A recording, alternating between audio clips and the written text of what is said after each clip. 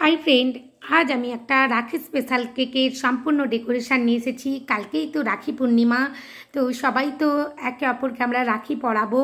তো কিভাবে একটা কেক বানিয়ে আমরা সেলিব্রেট করতে পারি সেটাই আমি সম্পূর্ণ ডেকোরেশন এই ভিডিওর মধ্যে দেখিয়েছি। আর এটা সম্পূর্ণ একটা এগলেস কেকের রেসিপি ফলো করে আমি করেছি।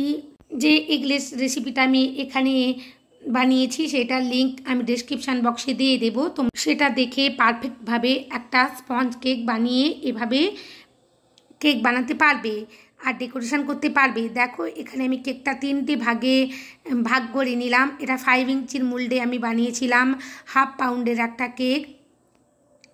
যে রেসিপির লিঙ্কটা আমি দেব ডেসক্রিপশন বক্সে সেটাকে তোমরা অর্ধেক করে নেবে, পারফেক্টভাবে এরকম একটা স্পঞ্জ কেক বানাতে পারবে। এটা আমি পাইনঅ্যাপেল ফ্লেভারে রেখেছিলাম, তাই পাইনঅ্যাপেল ক্রাশ দিয়ে দিলাম। কেকের লেয়ারের মধ্যে আগে ক্রিম দিয়েছি, সব অবশ্যই করেছি সুগার সিরাপ দিয়ে। তারপরে এখানে আমি ক্রাশ দিয়ে দিলাম, অবশ্যই এটা পাইনঅ্যাপেল ক্রাশ দিয়েছি। এরপর দ্বিতীয় লেয়ারটা বসিয়ে দিয়েছি। একই রকমভাবে আমি সব করে নিচ্ছি খুব সুন্দরভাবে। আর লেয়ারে অল্প করে ক্রিম দিচ্ছি, কারণ এটা একটা হাফ পাউন্ডের কেক, বেশি ক্রিম দিলে ভালো লাগবে না। এরপরে আমি দ্বিতীয় লেয়ারেও খুব সুন্দরভাবে পাইনঅ্যাপেল ক্রাশ দিয়ে দেব আর প্যালেট নাইফ দিয়ে চারিদিকে ছড়িয়ে দেব। বন্ধুরা, আগামীকালই তো রাখি বন্ধন উৎসব, তো একটা এরকম ধরনের এগলেস কেক যদি বাড়িতে বানান সবাই খুবই খুশি হয়ে যাবে। আর এই ধরনের এগলেস কেকগুলো খেতে সত্যিই খুব সুন্দর হয়। বাড়িতে অবশ্যই একবার চেষ্টা করবেন। আর এই ডিজাইনটা একবারে ইউনিক, আমি নতুন ধরনের একটু করার চেষ্টা করেছি। আর যে রাখিটা আমি এখানে ইউজ করেছি সেই রাখিটা আমি আগেই বানিয়ে রেখেছিলাম, সেই ভিডিও অলরেডি আমার চ্যানেলে আমি আপলোড করে দিয়েছি। সেটারও লিঙ্ক আমি ডেসক্রিপশান বক্সে দিয়ে দেব, কিভাবে আমি রাখিগুলো তৈরি করেছিলাম। তো সেটা দেখে তোমরা যারা রাখি বানাতে চাও তো বানাতেই পারো, ফন্ডেন্ট দিয়ে বা ক্রিম দিয়েও তোমরা বানিয়ে নিতে পারো, কোনো অসুবিধে নেই। একটু শুধু ক্রিম দিয়ে বানালে কেকের ফিনিশিং করার পর ফ্রিজে সেট করার পর উপরে স্কিওয়ার দিয়ে, কেকের উপরে স্কিওয়ার দিয়ে খুব সুন্দরভাবে একটা এঁকে নেবে প্রথমে, তারপরেই ক্রিমের কাজটা করবে। ডাইরেক্ট একেবারে ক্রিমের কাজটা করতে যাবে না, তাহলে ভুল হলে আর কোনো পালাবার পথ থাকবে না, যেটাকেই বলে যে মোছামুছি করতে গেলে কেকের ফিনিশিংটা খারাপ হয়ে যাবে। তাই সব সময় কেকের উপরে কোনো কিছু ড্রয়িং করার সময় একটা স্কিওয়ার দিয়ে এঁকে নেবে। যদি রাখি আঁকতে চাও তো একটা স্কিওয়ার দিয়ে এঁকে নেবে। দেখো, যারা নতুন কেক বানাচ্ছ তোমরা এইভাবে ফিনিশিং করে নেবে ছোট কেকগুলো। যাদের ছোট কেক ফিনিশিং করতে অসুবিধে হয় তারা অবশ্যই এই ভিডিওটা দেখে আশা রাখছি পারবে ফিনিশিং করতে। ফিনিশিংটা একটু ভালো করেই করতে হবে ছোট কেকগুলোর ক্ষেত্রে, বিশেষ করে এটা এগলেস কেক, তাই ক্রামগুলো বারবার বেরিয়ে আসবে, তাই একটু বেশি করেই ক্রিম দিয়ে ফিনিশিংটা করে নেওয়ার চেষ্টা করো। আর প্যালেট নাইফটা অবশ্যই কিচেন রুমালে ক্লিন করে বারবার এক্সট্রা ক্রিমগুলো তুলে নেবে, তাহলে পারফেক্টভাবে একটা ছোট কেক খুব সুন্দরভাবে ফিনিশিং আনতে পারবে। আর আমার এখানে প্রায় ফিনিশিংটা শেষেরই পথে, আমি বোর্ডটা ক্লিন করে নেব। আর নিচের অংশে আমি একটু পিঙ্ক কালারের একটা এফেক্ট রাখতে চেয়েছিলাম কেকটার মধ্যে, যেন মনে হচ্ছিল একটু হোয়াইটের উপর পিঙ্ক দিলে ভালো লাগবে।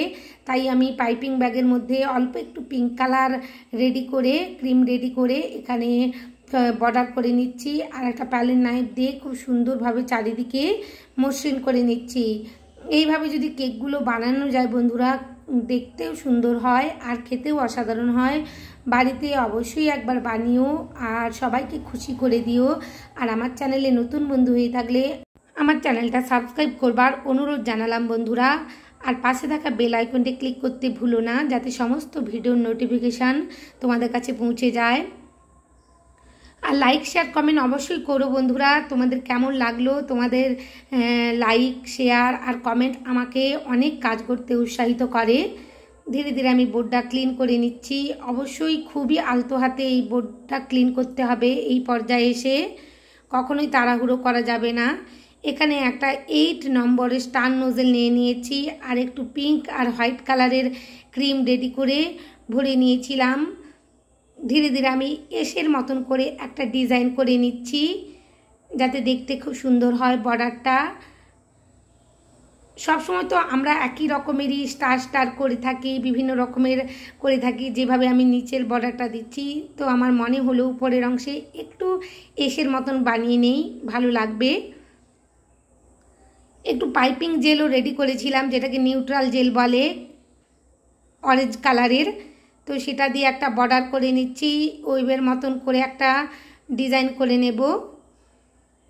এই ধরনের ডিজাইনগুলো খুবই ইউনিক, এখন খুবই চলছে কেকের উপরে। তোমরা অবশ্যই বাড়িতে একবার বানিও, খুব একটা কঠিন কাজ নয়, একটু ধৈর্য ধরে সময় নিয়ে করলে নিশ্চয়ই পারা যায়। এরপর আমি একটা স্কিওয়ার দিয়ে ধীরে ধীরে সামনের দিকে টেনে নিচ্ছি, কেকের মাঝের অংশের দিকে টেনে নিচ্ছি। আর বারবার আমি কিচেন রুমালের মধ্যে স্কিওয়ারটা মুছে নিচ্ছি। অবশ্যই স্কিওয়ারটা ক্লিন করে আবার দ্বিতীয় দাগটা টানবে, কখনোই একই স্কিওয়ার দিয়ে টানবে না, তাহলে ভালো আসবে না এখানে ডিজাইনটা। এখানে রাখি যে বানিয়ে রেখেছিলাম, রাখিটাও আমি বসিয়ে দিয়েছি। সবাই খুব ভালো থেকো, রাখি উৎসব খুব ভালোভাবে মানিও, একে অপরকে অনেক রাখি পরিও। আমি তোমাদেরকে কেকের সাহায্যে রাখি পরিয়ে দিলাম, সবাই খুব ভালো থেকো।